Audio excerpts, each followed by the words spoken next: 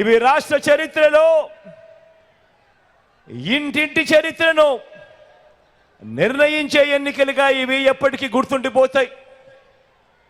ఈ ఎన్నికలు కేవలం ఎమ్మెల్యేలను ఎంపీలను ఎన్నుకునే ఎన్నికలు మాత్రమే కావు.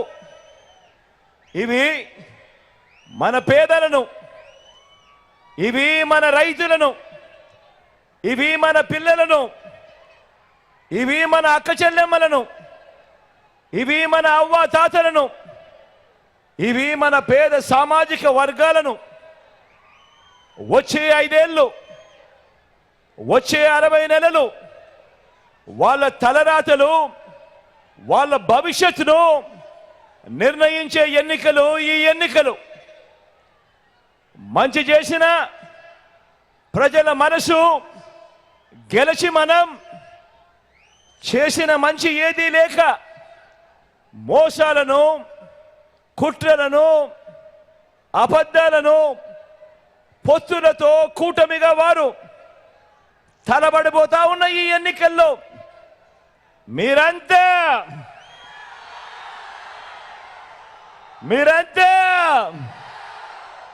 సిద్ధమేనా?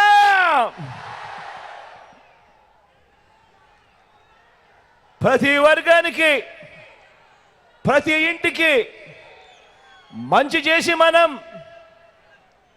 చేసిన మంచిని చూపించి మనం ప్రతి వర్గానికి మోసం చేసి వారు చేసిన మంచి ఏది లేదు కాబట్టి ఎన్నికలు వచ్చేసరికి ఆ చేసిన మంచిని చూపించలేక ఇక మీదట ఇది చేస్తాం, ఇక మీదట ఇది చూస్తామంటూ మళ్ళీ భ్రమలు కల్పిస్తూ మళ్ళీ మోసానికి తిరుగుతా ఉన్నా ఇటువంటి అన్యాయస్తులను ఓడించేందుకు మీరంతా సిద్ధమేనా?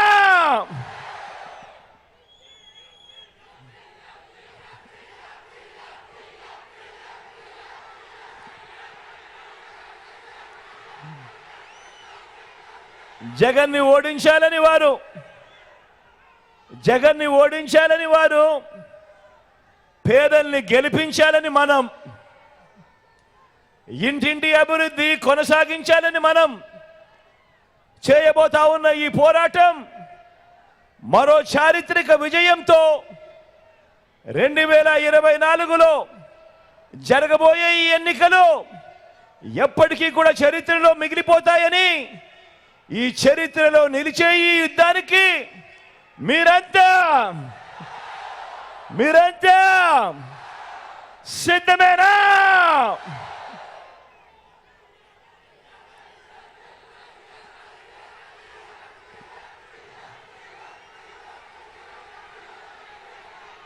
మన ఈ సిద్ధం సభలను చూసి మన ప్రత్యర్థుల గుండెల్లో రైళ్లు పరిగెత్తా ఉన్నాయి, బస్సులు పరిగెత్తా ఉన్నాయి. ఉక్రోషము, కడుపు మంట బగ్గుమని చంద్రబాబు ఆ ఉక్రోషంతో నా మీద రాళ్ళు వేయమంటా ఉన్నాడు, నన్ను దగ్ధం చేస్తానంటున్నాడు. ఇది చంద్రబాబు దత్తపుత్రుడుల వాళ్ళ వదినమ్మల ఎజెండా.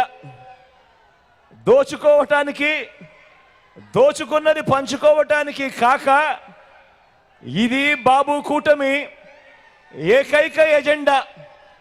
దీనికోసం వాళ్ళకి అధికారం కావాలట, దీనికోసం అధికారాలు కావాలట. జగన్ను కొట్టడానికి, జగన్కు హాని చేయడానికి, రాష్ట్రాన్ని దోచుకోవడానికి, దోచుకున్నది పంచుకోవడానికి, దీనికోసం వాళ్లకు అధికారం కావాలట.